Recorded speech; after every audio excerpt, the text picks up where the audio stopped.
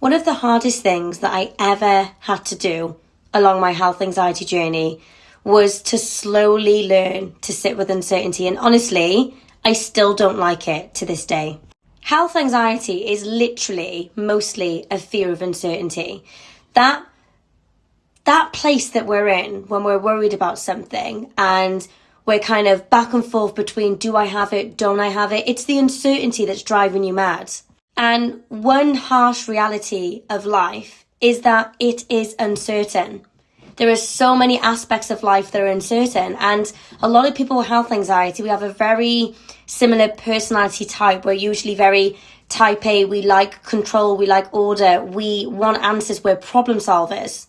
And so when we find ourselves worrying about something and we lack that certainty, it drives us mad.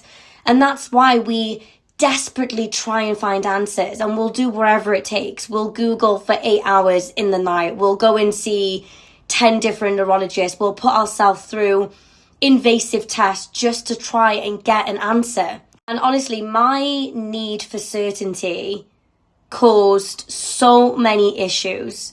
I essentially lived in fight or flight, in pure survival mode for a very, very long time because I just wanted certainty.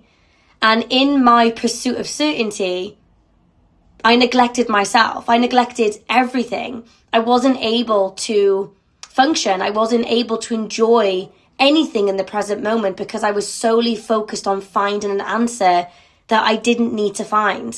And so I got to a stage in my journey where I realized that I was going to have to practice sitting with uncertainty. I had to literally train myself to do it because in today's time, it's so easy to just have instant answers. We can book ourselves a private scan. We can go on Google and Reddit. There is just information overload everywhere. And so we think that it's easier to find certainty, except it's not. We're just winding ourselves up even more.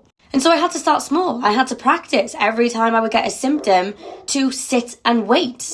And don't get me wrong, deep down, I really wanted to problem solve and I felt very irresponsible when I would sit and wait. But I realized that that was the bigger issue. And then if I wanted to break free of the health anxiety, I was going to have to train myself to pause and to take a moment before taking action. Don't get me wrong, like I said, I'm still not perfect. I still have days where I cannot stand the fact that life is so uncertain and it still makes me anxious, but I have taught myself to surrender to that and to sit with it and to live alongside this fear.